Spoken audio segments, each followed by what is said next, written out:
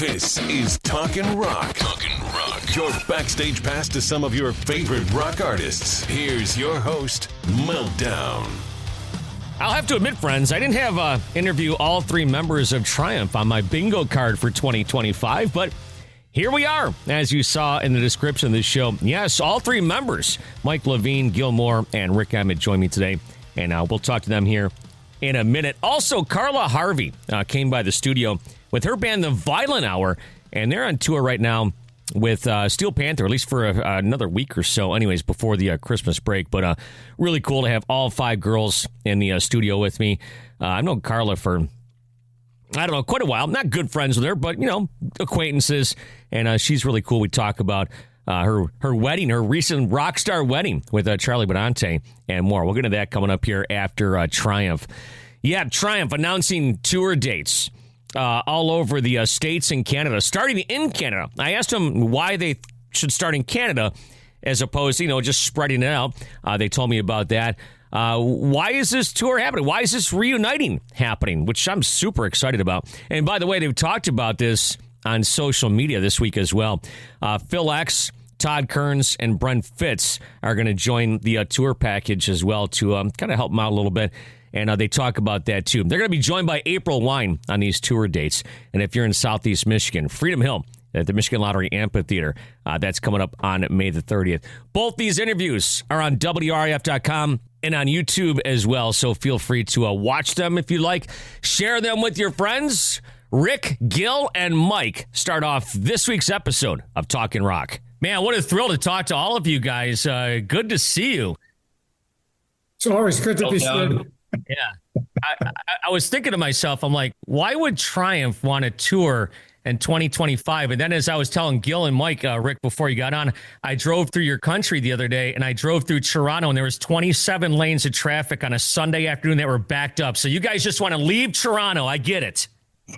You got your perfect answer.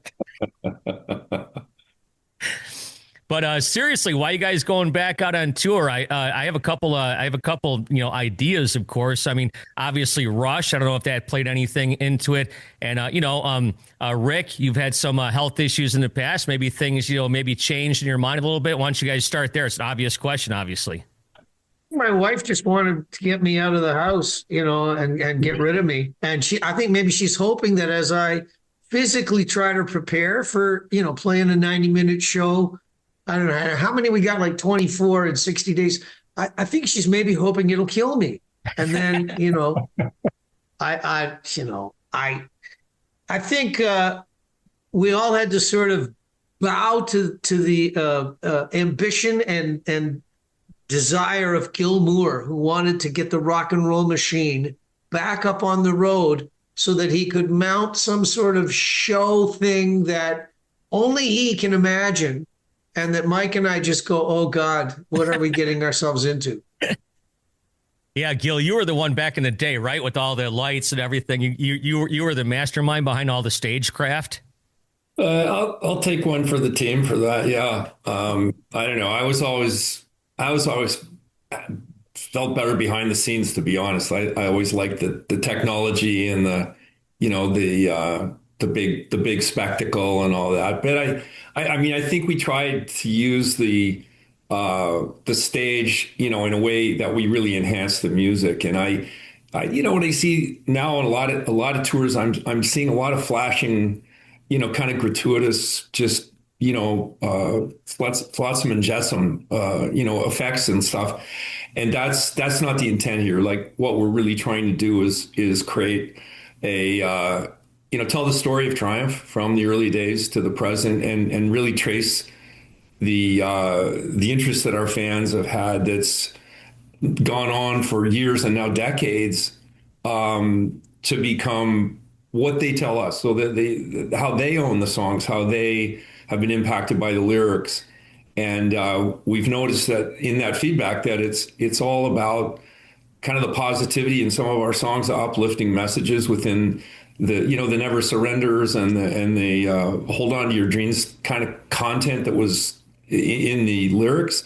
So hopefully the show will add another dimension to that, I'll say, and not just be a bunch of flashing nonsense. It's going to be something that's very, very well crafted. I've been working on it for about 6 years with our back in the day lighting director, Paul Dexter, who's really a kind of a genius in this area. So we're going to try to bring that to the stage and really have a show that people will never forget. That's what we're trying to do. Now, when I've talked with you guys in the past, it always seemed like, yeah, there wasn't a chance that you guys would go back out on tour and whatnot. So, I mean, when did the impetus for putting a tour back together? You just said something about 6 years ago, but did you guys see like maybe the success of, some of the stuff you've done, like the documentary and maybe the tribute album, and maybe Rush putting things back together and go, we should try this again? Mike, I'll let you start. Yeah, the doc and the tribute records certainly were I guess slight impetuses, if that's a word, for us to do more things. I think the strongest impetus was the fact that Rogers Communications, which owns the Maple Leafs and the Blue Jays and the cable networks and stuff, used Lay It on the Line in a TV commercial throughout all the Stanley Cup playoffs. It was like a hit record. And people were rediscovering Triumph, including brand new fans. And, you couldn't go anywhere without somebody singing the song behind you. They would go, oh, there's a guy from Triumph. Yeah, Lay It on the Line. And so that's kind of, had some influence. And Live Nation started to talk to us about maybe doing something. And as far as Rush was concerned, they contemplated their return a long time ago. And we didn't even know about it while we were talking about what we were going to do. So it just kind of went, we sat down and talked it out and said, okay, let's toss the coin and do it. And Rick, Mike just said something that's interesting. It's like, there is a whole generation of fans that never got to see Triumph. And I was thinking back, and I'm not sure if I ever saw Triumph, and I'm old, but there was, it was a long time ago. I saw it. I think I saw the incarnation with Phil once, but not, of course, the original band. But Rick, talk about, all these fans, these Canadian fans and American fans that are going to get a chance to see all three of you guys back on stage again.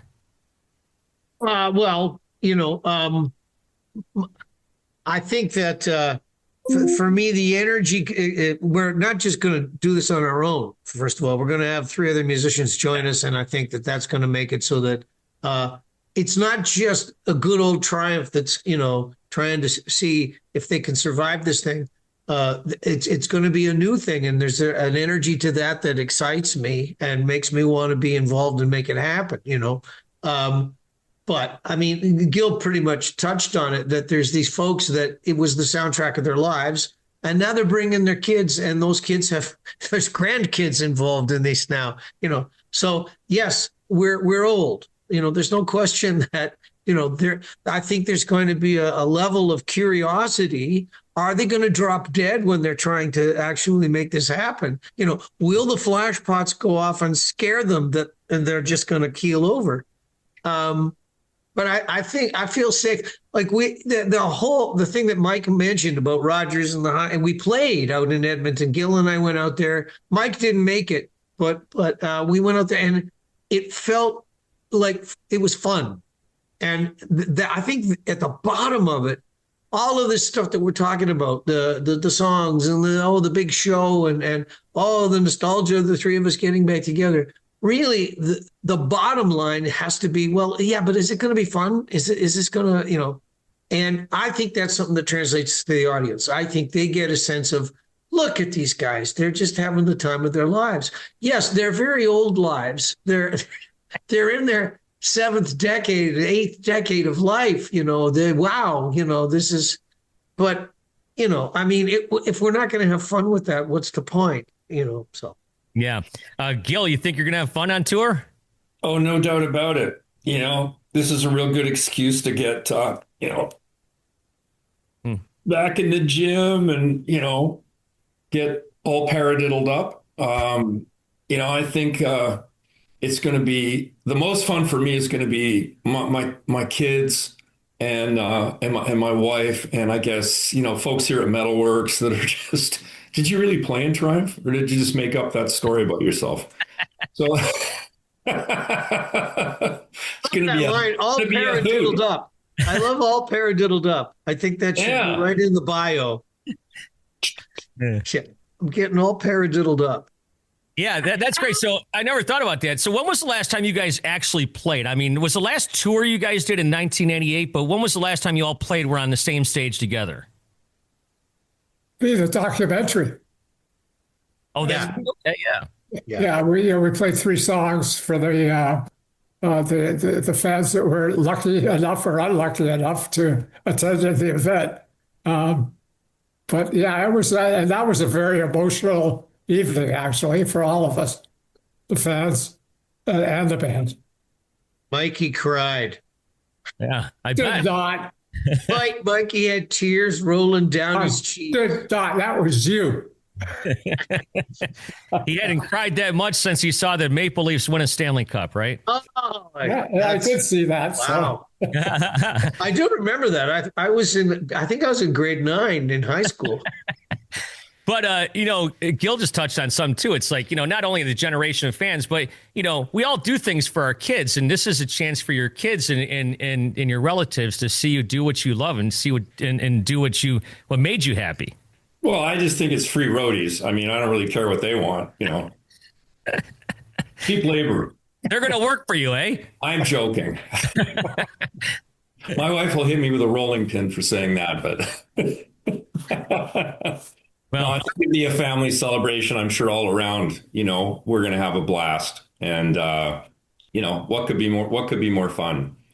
When we did Sweden and Rocklahoma in 2008, it was also kind of partially for the kids or a lot for the families, I'll say. And but that was a long time ago, and some of them were much younger, and so this is going to be. I think it's going to be really something. It'll be a big party backstage, that's for sure. When they're there, I got 5 grandkids, so yeah, bring out the strollers. they've never seen me do my rock star impression, so. It'll be fun. Listen, I'm also going to mention this, since, how often do I get to do these kinds of interviews?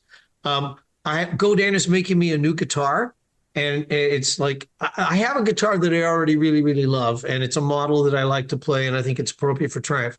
But this one, it's going to be white and black. And so the guys at GoDan are calling it the Stormtrooper. So I'm going to get to have the Stormtrooper on stage. And I am really looking forward to that. That's a self-indulgent thing, but I thought I should mention it. That's a good thing to mention.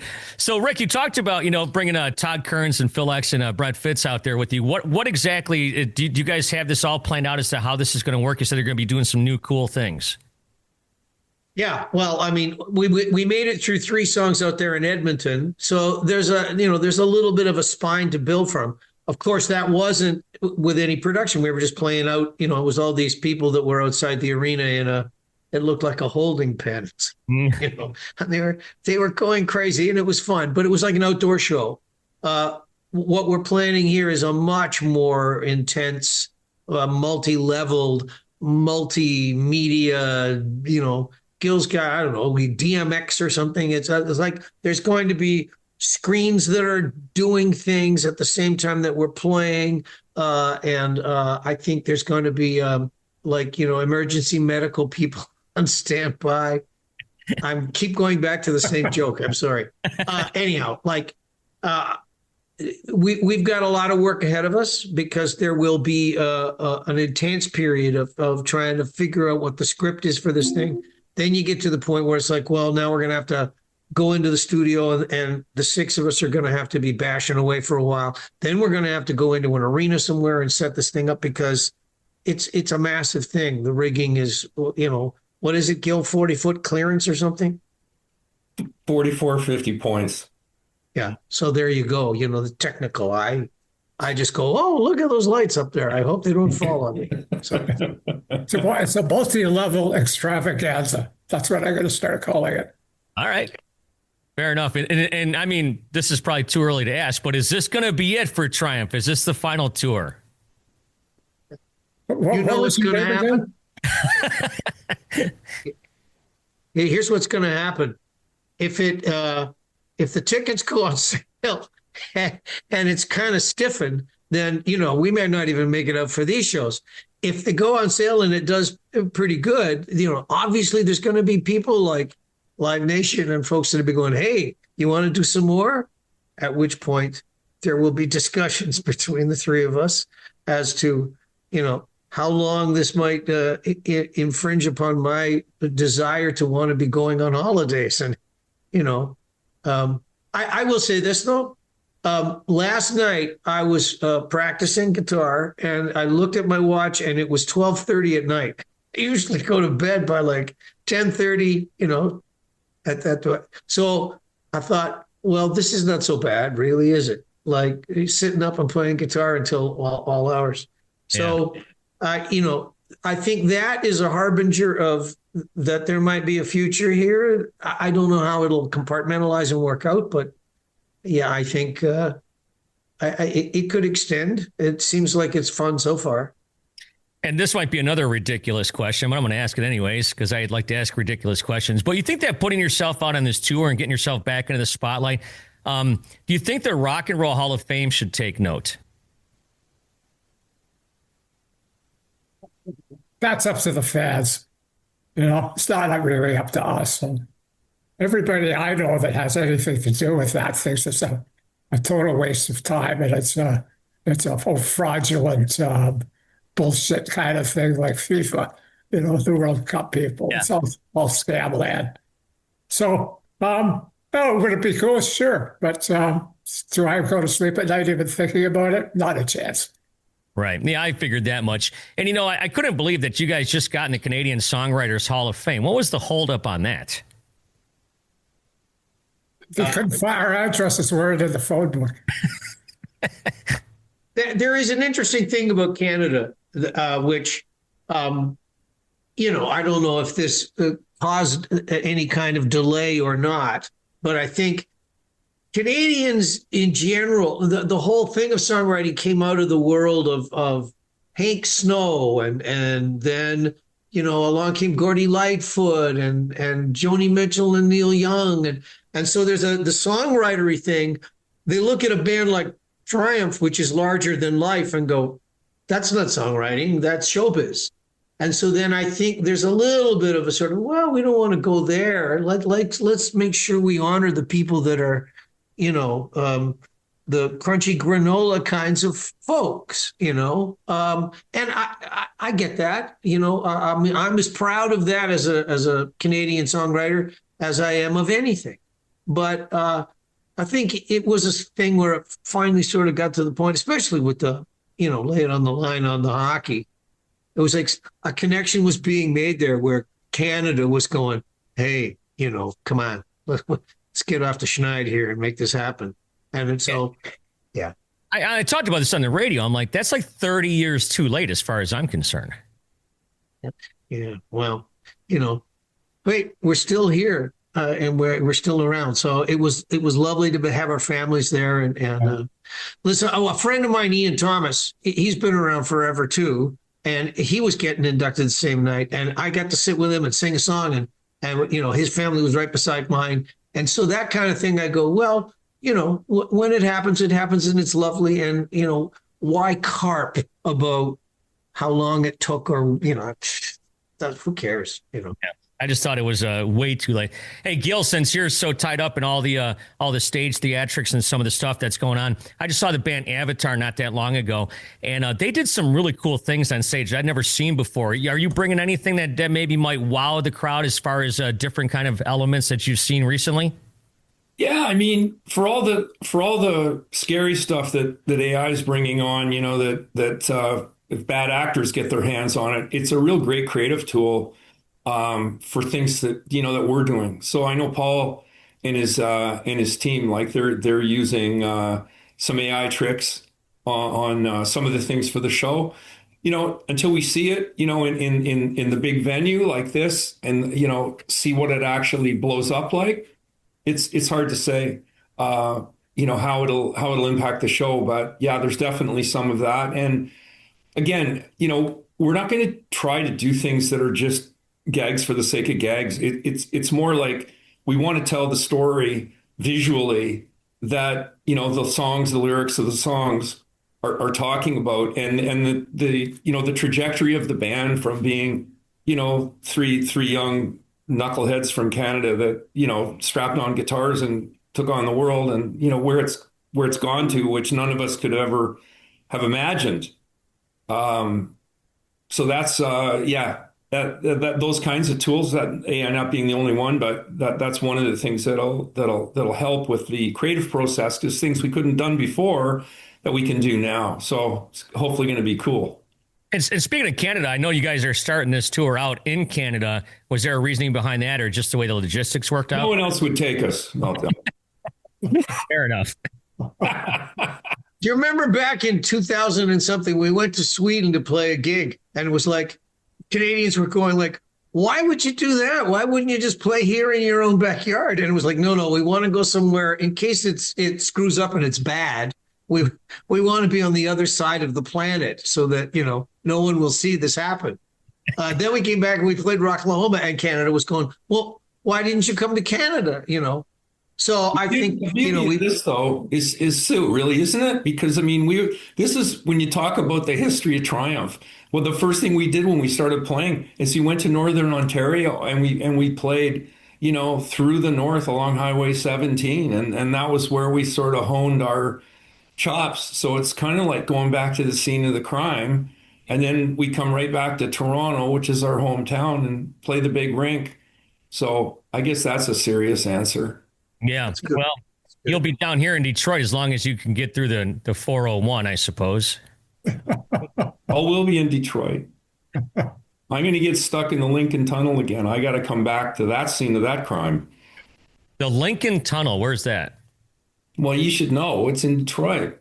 They call the tunnel? I never heard called the Lincoln Tunnel. Like maybe they changed the name of it. They changed the name of buildings, Yeah, well, I know I tried riding my Harley Davidson through there once, and they turned me around and said I couldn't do that. So, for whatever reason. But I'll tell you what. Look it up on Wikipedia after the interview. How's that? I'm going to have to. I might have to edit this whole part out. Yeah. The Lincoln Tunnel might turn out to be something that goes into Washington or into maybe I got the wrong tunnel. It sounds very New York to me. It goes from Jersey to New York. Tunnel. I was thinking New York myself. Okay, so that's ChatGPT right here, and find out. The thing is, we call it the Windsor Tunnel. Like the Windsor. I think I got stuck in both tunnels. I don't know. Yeah, and Rick, you've been over here with baseball games and stuff. I remember. Oh yeah, my kid. But we would go to the bridge that was up Sarnia. Yeah, that one and cross there, which is a good crossing point. Really, it was a little easier than having to do the Ambassador Bridge or the tunnel. So I can't remember the name of the bridge though. It's something Rainbow Bridge or Lincoln Bridge. No, the Rainbow Bridge goes into New York. The Lincoln. Yeah. Blue Water Bridge goes into Michigan. Yeah, Blue Water Bridge. That's it. That's it. I told you guys about my trip before we started. I went to Maine, and I've never been through a customs. It looked like they wanted to take my order. There was like 3 people in line, and there was like I had to open up my passenger window and talk to the woman. There was like nobody there. Yeah, I once played a New Year's gig just across the border. It was like a company thing. And it was like we played, Happy New Year, and we got in the car, and me and Dave Dunlop were driving back, and we pulled up to Canadian Customs, and it was like 12:15, after midnight, and there was no one. Like it was completely empty, and the guy at the booth was going, "Hey, Happy New Year!" It's like he was trying to make it last because there was no one there. And we're going, yeah, because we just wanted to hightail it out, Anyhow, that was funny. Like, I've never pulled up to customs when there's no one. It was nuts. Yeah. Did he recognize you? Those things usually do happen. Yes. I hate to act like I'm a, rock star, but yes. Actually, a lot of times what happens is you pull up and they go, "Hey, are you the guy in Triumph?" I go, "Yeah." They go, "So do you know Gilmour?" Well, my friends that work at the border in Canada say Ty Domi would come across all the time and actually bring 8x10s, and he would sign them for the guys. Well, there you go. And You don't need to go into stories about Bob Probert trying to cross the border. We all know what happened there. But, well, I'll tell you what, as a kid who grew up in Buffalo and spent the last 30 years on WRIF here in Detroit, it's really an honor and a pleasure to talk to you guys. I'm so glad you guys are back. You got these shows coming up here, the Rock and Roll Machine Reloaded. And tickets go on sale this coming Friday. I think they have some pre-sale stuff going on as well. We'll point everybody in that direction as well. But congratulations on all your success. And I think I speak for many rock and roll fans. We're happy that you guys are back. Right. Thanks. Happy to be back. Yeah, thanks a lot, Meltdown.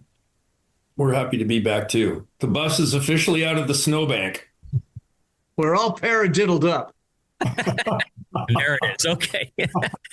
All right. We'll stop right there. Thank you guys so much. I appreciate it. Okay. Okay, man. Thanks. To wrap up this non-award-winning episode, it's the Violent Hour. That's Carla Harvey's new band. We talk about how the band got together. We talk about her most recent marriage, which was officiated by none other than the demon himself, Gene Simmons. And she recorded this record before she started the band, so we talk about that as well. I saw the band, by the way, open up for Steel Panther, as I was mentioning earlier, at the Machine Shop on Wednesday night in Flint, Michigan, and the girls just rip. I mean, just shredding. Sasha, the drummer, she's playing an old Charlie Benante drum kit. Jewel, the bass player, she's playing an old Rex Brown bass. So, yeah, there's a lot of tie-ins with other bands as well. So, really cool to meet all five of the girls. And when I first was texting with Carla, I thought that she was just going to come in by herself. But she brought the entire band. And from what I read on social media, this was the first interview they've done as a band. Kind of cool. It's the Violent Hour.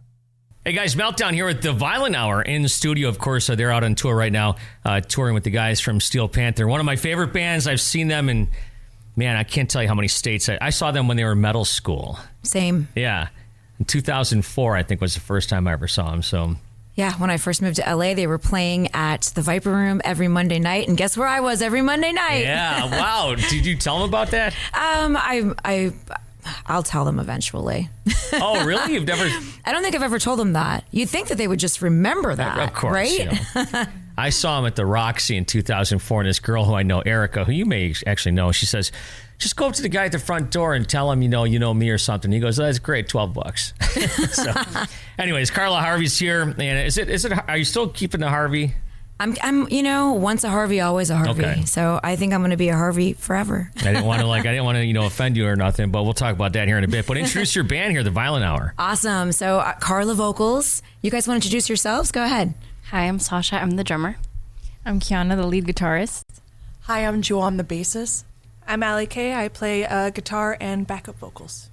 Now, correct me if I'm wrong. Did you guys record this record and then bring the girls in, or how did this work? So yeah, out of necessity, when I left Butcher Babies, I had basically myself and then an incredibly talented person that I happened to live with. So we worked together to write all the songs for the Violent Hour, but it was never going to be a Carla. I just made a little name for us. It was never going to be a Carla and Charlie project. I wanted a band, and that was something I was very passionate about. So as soon as I was done writing the first batch of songs, I set out to look for the perfect bandmates, and I really, really wanted to have an all-girl band. It's been a dream of mine my whole life to have an all-girl band, and man, the comments, well, you're never going to find that. That's going to suck. You're never going to find the right people. And it took a minute, but each one of these girls is incredible, and I'm so lucky that I found them. And of course, they'll be featured on the next album, which will be out in the spring, and then hopefully we'll start writing songs together too. So it's really exciting. That's awesome. So with you guys, first of all, tell me where you're all from, and tell me about the process of auditioning for Carla. So go ahead, start with you. I'm from Los Angeles. I've lived there my whole life, and I came into Carla's band last, really. A mutual friend had reached out to me and reached out to Carla that she was looking for a guitarist. So we messaged, we talked, and then I sent in some videos doing some singing, and she liked me enough. She didn't just send in some videos, though. She sent in, so I had already picked somebody else. And I hate saying that, but it's the truth. And then Allie sent in videos, and I was like, all right, I got to make a really tough call and say, never mind. Because I had to have Allie in the band. She was the perfect finishing touch for us. Mm-hmm. How about you? Well, it's a long story, but I'll keep it short. So I'm from Los Angeles as well. Most of us are. Yeah. I've lived in Los Angeles my whole life, and I have been playing music for the past 15 years with my family band, and then I've known these two girls for the past 10 plus years. We all used to be teenagers playing these shows around LA, in Southern California, and basically they hit me up around the beginning of August saying hey, there's a really great opportunity for an all-female rock band. And I was as soon as they said all-female rock band, and I was already doing other little projects with mainly all males, I was please save me, that I'm in. So yeah, they hit me up, and I just knew it was going to be really good because I've known them for so long. Yeah, you say the family band. She does have a little bit of a Partridge Family vibe. Meets Scooby-Doo or something. I don't know. Yeah. So I already knew I was very comfortable with them, and I've seen them over the years and played gigs with them. We've kind of grown up together in a sort of way. So as soon as they hit me up for the opportunity, I didn't even know Carla or what I was getting myself into, but I just knew I love music. I love jamming with females and all-female rock band, and I love rock. So it was I was yeah, let's do it. Why not? Yeah, and you guys are from Los Angeles too, then? Yes, we're actually sisters. Okay, so everyone's... Yeah, we're sisters. Oh, okay. Oh, yeah, that's right. Yeah, there's sisters. I forgot about that, yeah. Yeah, we're both from Los Angeles. So basically, I got a message on Instagram. It was from Carla, and I remember looking at it and going I got to be catfished. We were talking about it last night, and it was the same time that Brittany Ferlin had the catfishing thing with Ronnie Radke. Oh, yeah. And so her exact words was am I being Ronnie Radke right now? I was yeah, meet me at my house for a rehearsal. So I was there's no way. And I actually called my sister, and at the time, it looked like they already maybe had a lineup maybe going on, and so they just hit me up as lead guitarist, and I was sure, And my sister was make sure that's legit. And so I looked it up, and I was no, sure enough, it is the Carla Harvey, that's hitting me up. So I told her, I was of course, I'm interested. Let's do this. And so she's well, send me a video. And I was okay. So I remember just picking the first song. I'm what could I learn fast? I was let's do Sick Ones. And then I was learning it. And then I got to the John Faisal, and I was oh, this is not, okay. I have my work cut out. So I sent it actually pretty fast. Learned it, sent it. And she messaged me, and she just put, yay, thank you. And I was oh, great. I was I don't know if I got this gig. I was oh, well. And next thing you know, I was in a group chat with a bunch of girls, and she's you're the lead guitarist, and here's all the whole lineup. Well, I guess that lineup at the time, it just wasn't working out. There was a lot of obstacles, and the drummer at the time kind of just didn't show up to the rehearsal that we were supposed to have. Literally didn't show up, and texted 2 weeks later, hey, are we still having a rehearsal? Oh, when they ready. So I remember Charlie actually messaging in the group chat and was I'll be there. And I was oh, great. And I wasn't nervous for him actually being there. I was just excited because I'm a huge thrash metal fan. I grew up with all that stuff. So I'm Charlie Benante's going to be at the rehearsal. So he came, and we played for him, and he played with us. And basically at the end of the rehearsal, he just really liked it. And he was you're in. And I guess everyone he's you're in, everyone else is out. And he was well, do you know what drummer? I was well, actually I do. And then that goes to you. Yeah. So it was funny because I got the call from my sister, which was really random because it doesn't really call. But it was on a weird time. And I remember being oh, okay. And so I answered it, and she was so, and we actually were in a Pantera tribute together. I was going to say, is this a VP Dime thing? You guys have to travel together, so right? We were in a Pantera tribute, but I kind of went away from that for a little bit. I took a little bit of a hiatus just for life stuff. And when she gave me the call, she was so I did the rehearsal with Carla Harvey's band yesterday, but the drummer didn't show up, and they're actually looking for a drummer. And I thought of you, and I was hell yeah, yeah, I'll definitely do it. I didn't even have to think twice. And right away, I was like, send me all the songs and I'll learn them. And we learned them. I learned them in a week, and then we sent the videos to both Charlie and Carla, and yeah, they really liked it because I'm here now. Yeah. That's awesome. But Carla, it's like one thing to get musicians, but then you got to live with them on the road too.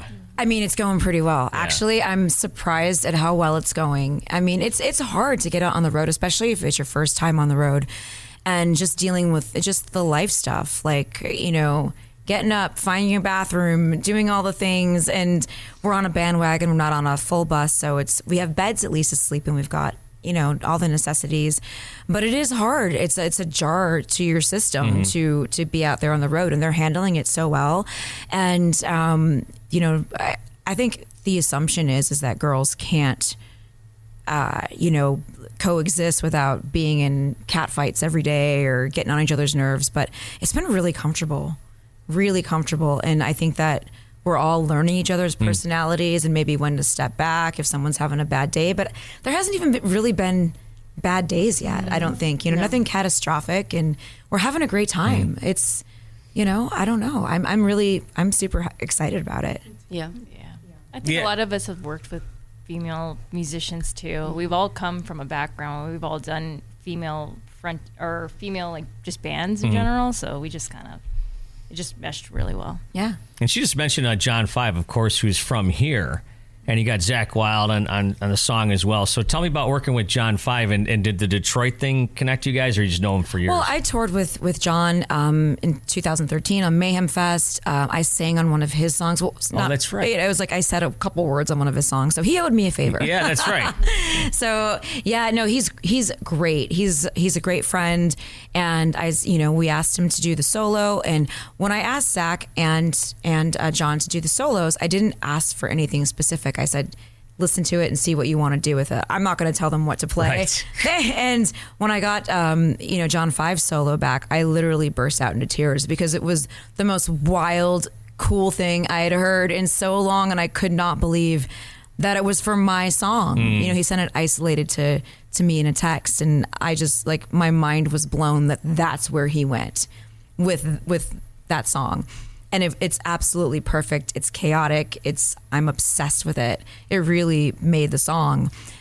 And I was going to say, whose job is it to emulate it every... Kiana. Okay. Yeah.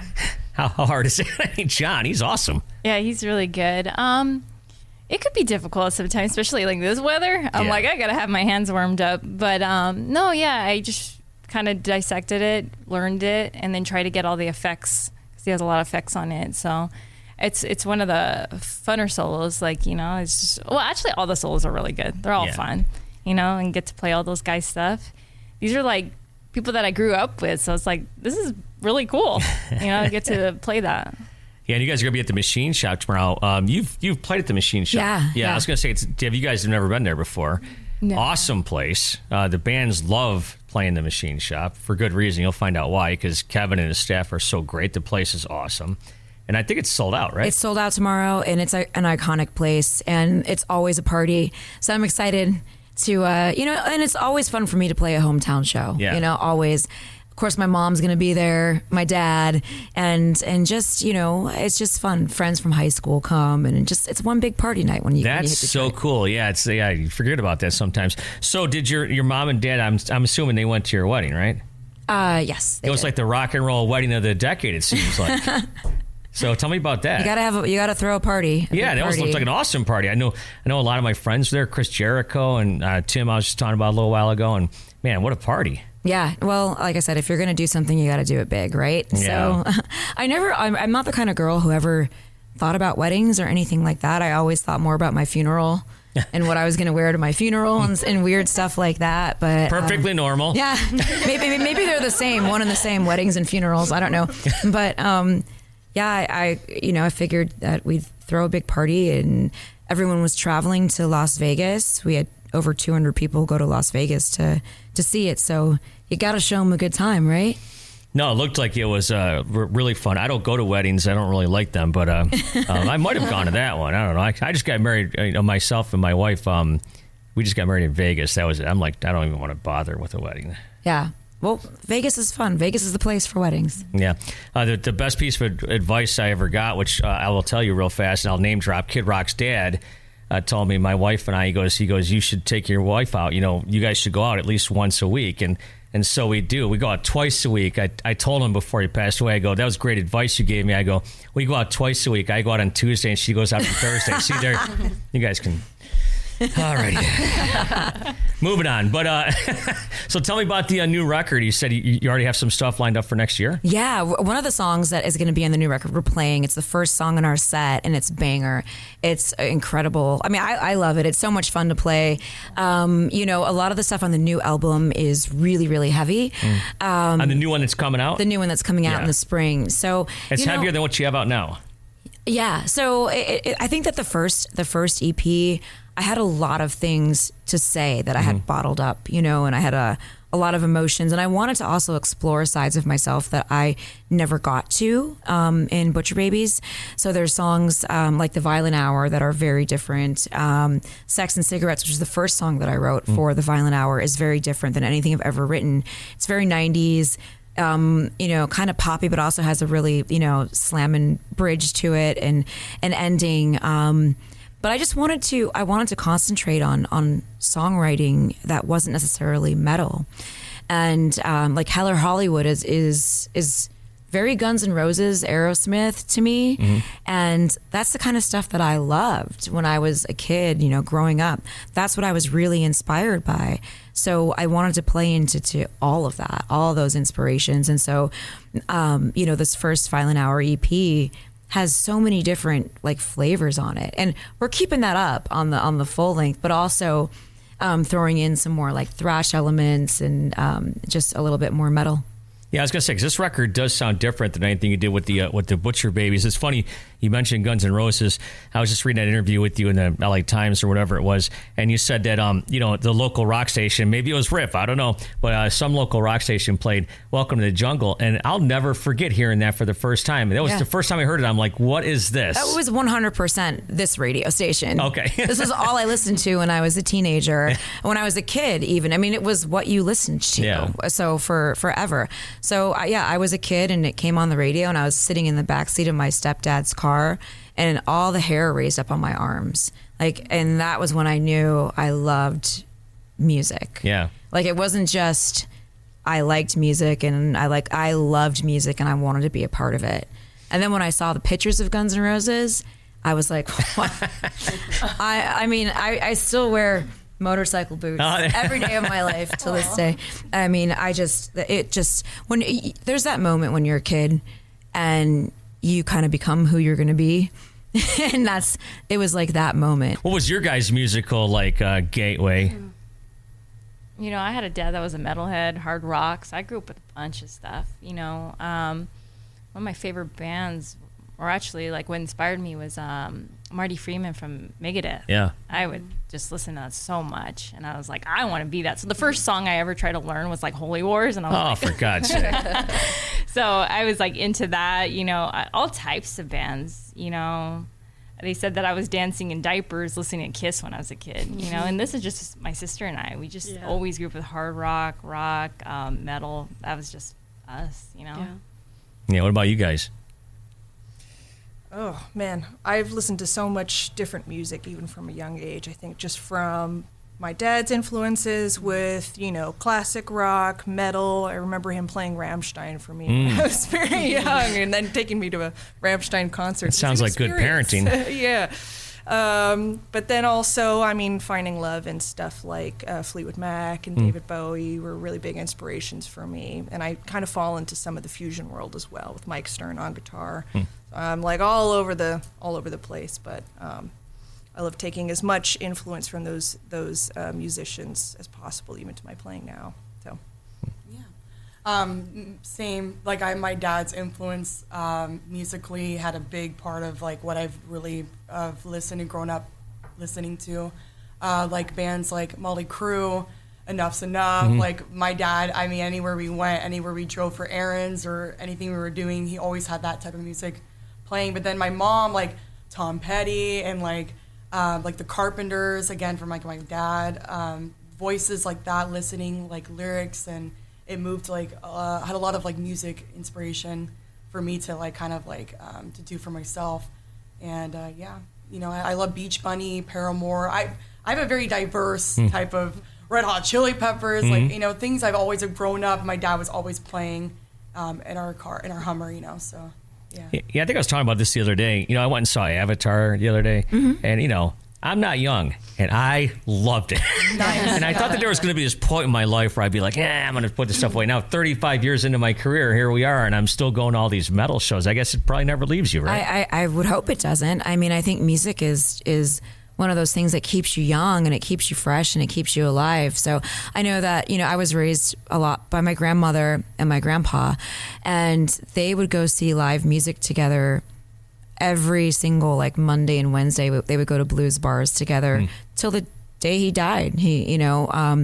So music was, like I said, I just see how it keeps people together. It keeps people young, and you can't stop listening or playing or going to shows. Yeah, my dad at my age would never have gone to see a show like what I saw the other night. There's no question about it. I gave him TSO tickets. I thought he is going to love this. He hated it. He's like, it's too loud. It's too bright. Yeah.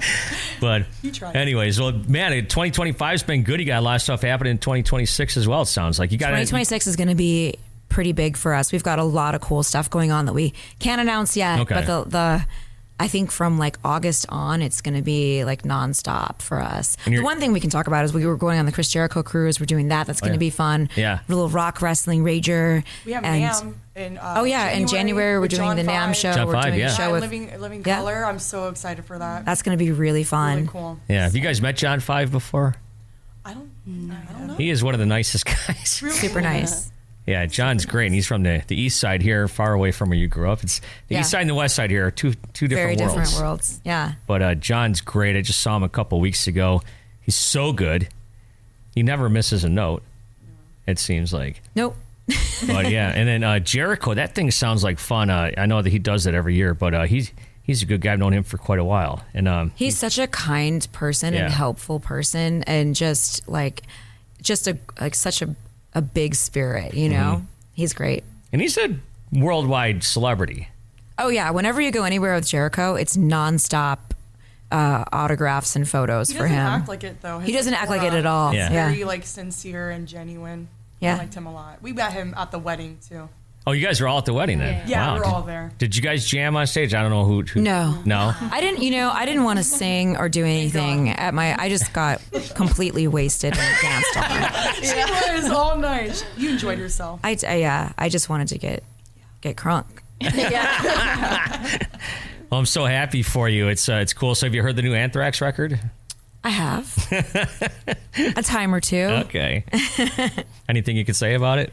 Without getting in trouble. I don't want to get you in trouble. No, I actually, to be honest with you, I love it. I think I had just started dating Charlie when he was in actually our first date. I picked him up from the studio when he was recording For All Kings. So I was there for that. And I think this album is better than that album. That album's pretty good. Mm-hmm. As a kid, you said that you thought more about your funeral than your wedding. Who could have ever thunk that, the God of Thunder would be there officiating your wedding? That's incredible. Yeah, that was pretty incredible. To understate it. Yeah, I mean,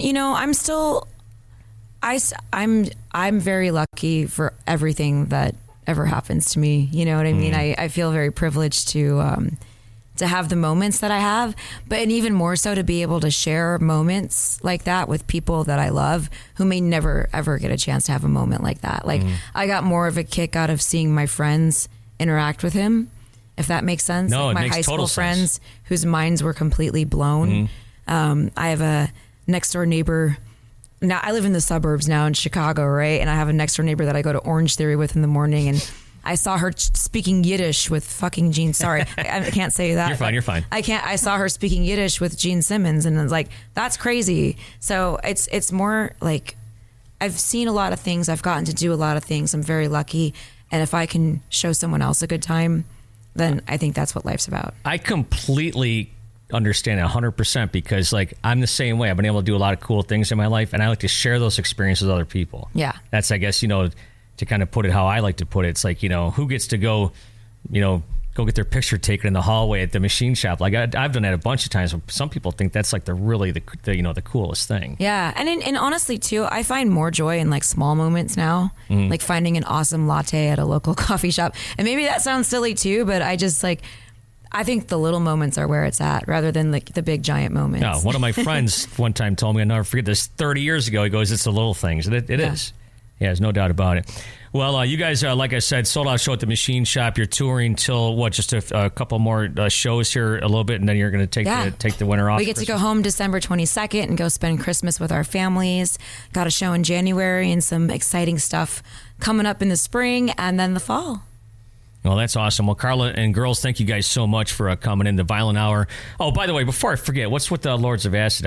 What's happening with that right now? Yeah, so I just finished recording the vocals for the new Lords of Acid album. That's another like pinch me thing. I was obsessed. Growing up in Detroit, it's like you've got such a weird variety of music that you love. So like Guns N' Roses, Pantera, and throw in some electronic weird dance music like Lords of Acid. But I used to sneak out and go to City Club and dance all night to Lords of Acid. And so when they asked me to be the Acid Queen, I was like, yes, yes, and yes. And so it's great. It's low commitment, They don't tour very often, but to have my voice on a record that means so much to me is like huge for me. And then we'll probably do a tour sometime this year and come back through town. So if you're around, you got to come see the show. It's completely different from everything else that I do, but so much fun. I'm like a different person up there. I can't wait to see that. Yeah, that's awesome. And yeah, so you said in 2026, are we doing some dates with them? Yeah. Just some dates sporadically here and there? I think we will have a tour in the spring. Okay. Yeah. And then, touring in spring, got this band in the summertime and dropping records. This band is my priority. Yeah. So, this is this is my baby. And we're going to take it as far as it'll go. But when I have off time, I'll be in the bus with Lords of Acid. There you go. Well, thank you guys so much for coming in and enjoy Detroit. Yes. Thank you for having us. Thanks. Yeah, thank you. A little inside baseball. Sometimes it's hard to interview bands when all the members are there. There was 5 girls in the studio with me. I mean, obviously, Carla is kind of like the center of attention. It's her band, and she's, the known musician in the group, having been in Butcher Babies and Lords of Acid and all sorts of other things. But anyways, then talking with the guys from Triumph was cool as well. But I thought they were all going to be like in the same room or the same studio. They were all on different Zoom calls. Like I said, you can watch that at WRIF.com. But those guys are pros and didn't talk over each other very much at all. So, and sometimes you got to kind of lead them by saying, hey, Mike, Gil, whatever. And that works that way as well. But yeah, sometimes interviewing and talking to some of these guys at the same time can be a little bit taxing. Hi, Meltdown. Thank you so much for checking out Talkin' Rock with me. And we will do it over again. Do it all over again next week, I think. We'll see what happens. So far, I don't have anything lined up. And since it is the end of the year, I'm not exactly sure if I will. But sometimes things just come out of thin air and pop up. So we will see what happens. If not, we'll talk to you in 2026. The guy with the big voice takes us out. Thank you for listening to Talkin' Rock with Meltdown. You can help this podcast grow by giving it a 5-star rating and writing a review on Apple and iTunes. Plus, feel free to subscribe and share it with your friends. Until next time, thanks for listening to Talkin' Rock.